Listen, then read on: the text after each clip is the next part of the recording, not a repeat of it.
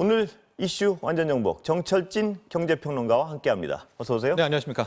자, 말이 일단 좀 어려운데요. 네. 낸드 플래시 메모리가 뭔가요? 좀 간단해. 예. 약간 좀 간단하게는 안 되고 공부해야 예. 되는데요. 반도체는 두 가지입니다. 메모리 반도체와 비메모리 반도체. 예. 메모리 반도체는 말 그대로 기억하고 저장하는 거고요. 예. 비메모리 반도체는 명령을 내리는 거예요. 예. 우리가 뭐 CPU라고 하는 거 있지 않습니까? 예. 그걸 이제 시스템 반도체라고 하는데 우리가 강한 거는 이 메모리 반도체죠. 예. 근데 이 메모리 반도체는 다시 두 개로 나뉩니다. 예. 하나가 D램이라는 방식이 있고 플래시 메모리라는 예. 게 있는데 D램은 그냥 기억 저장을 하는 건데요. 플래시 메모리는 뭐냐? 우리가 USB 같은 거 있잖아요. 예.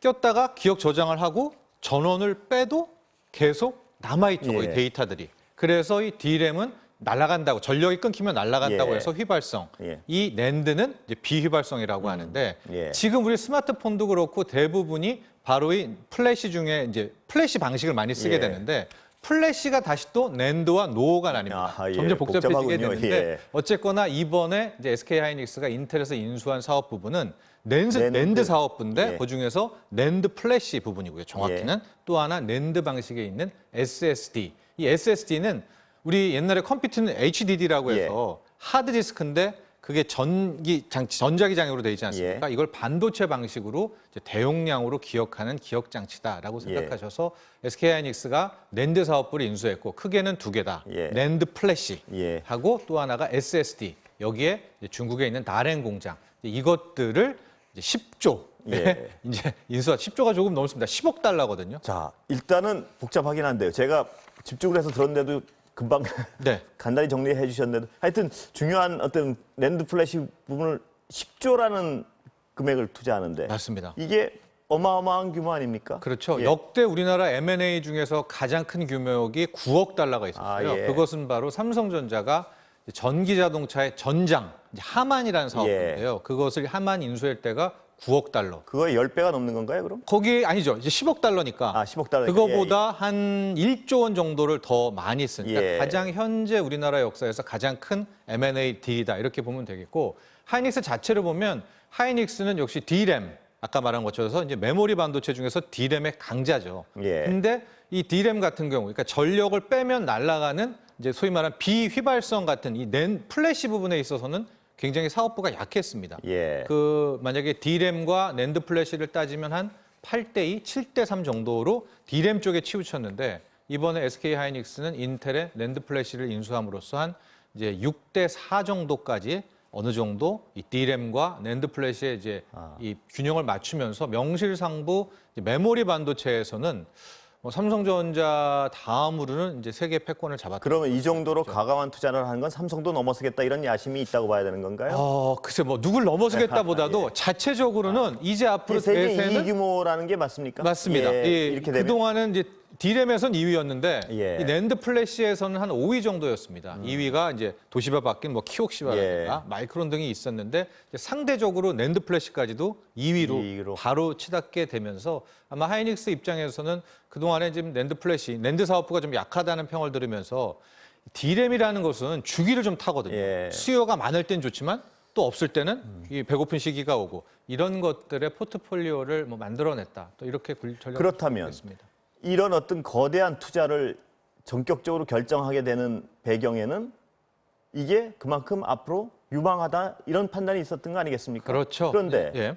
이 반도체 부분에 우리나라 산업이 너무 치중되는 거 아니냐 이런 우려를 하는 분도 있던데요. 네, 어떻습니까? 상대적으로 이제 아주 좋은 지적이십니다. 예. 왜냐하면 이제 세상에 반도체는 중요하겠죠. 예. 이게 앞으로 4차 산업혁명의 쌀이기도 하겠고 이제 앞으로 이게 뭐 사물 인터넷이라고 해서 모든 게 뭐 다 인터넷이 예. 된다면 반도체는 더 많은 수요가 그렇습니다. 필요하게 뭐, 될 텐데 이미 이제 삼성전자가 있고요. 여기 SK 반도체가 있음으로써 거의 반도체 부분, 특히 메모리에 있어서는 뭐 한국이 거의 이제 확실하게 뭐 선두권을 유지를 하게 됐는데 과연 여기에 너무나 올인한 것이 아닌가. 예. 즉 앞으로 포스트 코로나 4차 산업혁명에는 바이오 헬스도 있겠고 예. 전기 자율주행차도 있겠고 또 다른 뭐 드론 사업부도 로봇도 예. 있겠고 AI가 있는데 실은 좀 더 나가게 되는 그러니까 소위 말하는 이 반도체로만 따지면 뭐 시스템 반도체 비메모리로는 못 나간 채 예. 한쪽만 이렇게 계속 키우게 된다면 이쪽을 우리가 완전히 선점하면은 좀 문제가 달라지겠지만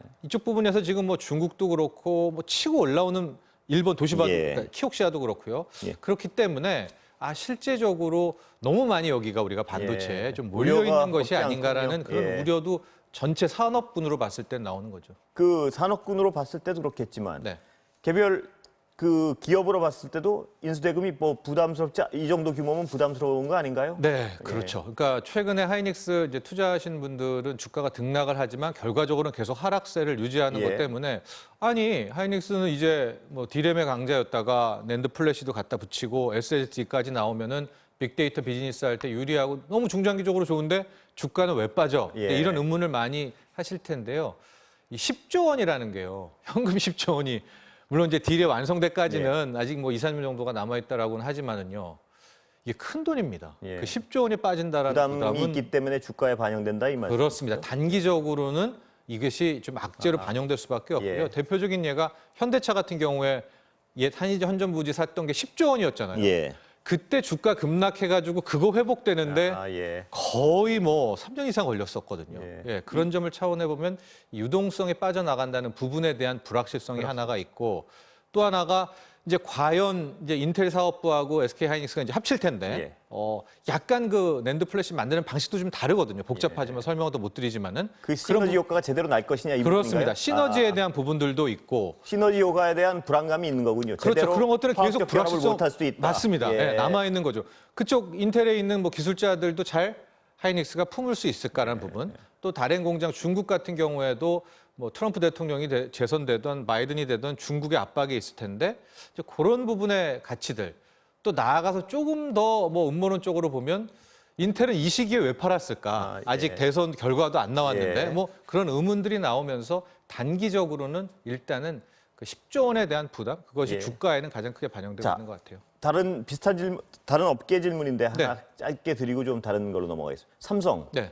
세계 톱 5에 들었습니다. 네. 브랜드 가치가. 예. 이거 대단한 이름 맞죠? 네, 대단합니다. 600억 달러가 넘었으니까 이제 70조 원 이상으로 브랜드 가치를 예. 평가한 건데요. 5위인데 그 앞서 4개가 우리가 그냥 맨날 얘기하는 아마존 애플, 이런- 아마존, 구글, 마이크로소프트 이게 그 다음이 이제 삼성전자라는 건데요. 예. 이렇게 좀 올해 괄목할 만하게 빠르게 글로벌 톱 5에 올라간 데는 뭐 여러 가지 요인 뭐 삼성이 예. 해왔던 부분도 있지만 코로나19 여파로 거의 사람들이 집 안에서 생활을 했단 말이죠. 예. 그래서- 가전 반도체가 다 거기 먹히는 거군요. 맞습니다. 그래서 예. TV 뭐 이런 것 때문에 상대적으로 톱5에 다 IT가 몰려 있었고 예. 거기에 삼성전자도 톱5에 들어갔다. 또 이런 분석도 해볼 수 있을 것 같아요. 예, 하여튼 엄청나긴 엄청난 것 같습니다. 네. 세계 5대에 들어간다는 것이. 네.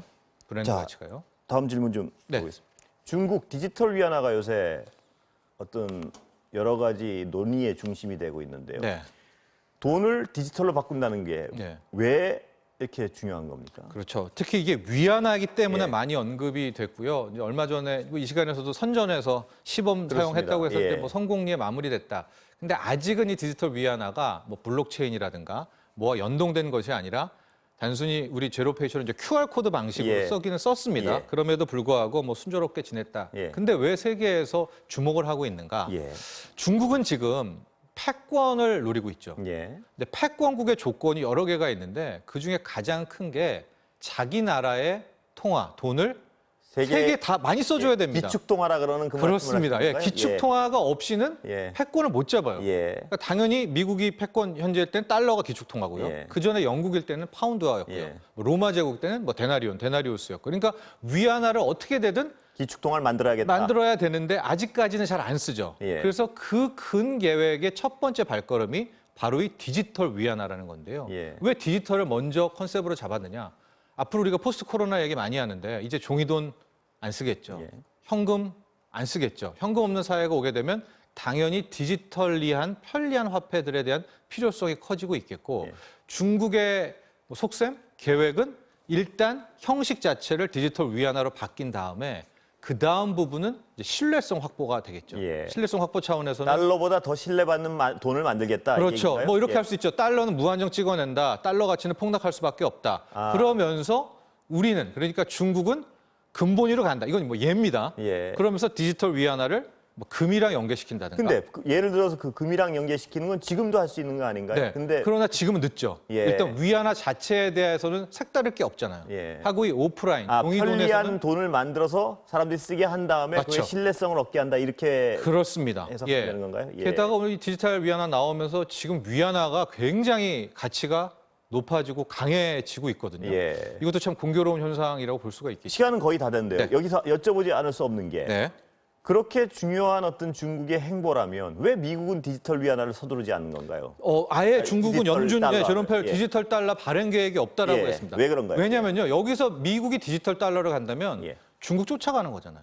예. 그렇기 때문에 제가 봤을 때는 지금 오늘 원달러도 뭐 1130원대까지 떨어지고 예. 위안화 강세가 있는데 지금까지 미국의 행보라면 어떤 식으로든 한 번에 위안화에 대한 뭐 공세 이것은 분명히 있을 거고 그러니까 예. 미국의 계획이라는 것은 일단 지금 쫓아오는 중국 또 위안화 패권에 대한 부분을 한 번 정도는 공격한 다음에 그 다음에 디지털 달러로 가던 아니면은 예. 뭐 한번 판을 더 세게 한번 크게 암호화폐 흔들 달러로 것이다, 이 가든 말씀이시죠? 맞습니다. 예. 그러고 나서 그 다음 세계에서 가야 되지 않을까라고 보고 있고요. 저는 뭐 중장기적으로 어쨌든 화폐는 디지털화는 거의 뭐 기정사실화된 것이다. 이제 오프라인 종이돈은 거의 사라지지 않을까 이렇게 보고 있습니다. 예. 오늘 말씀 네. 감사합니다. 예.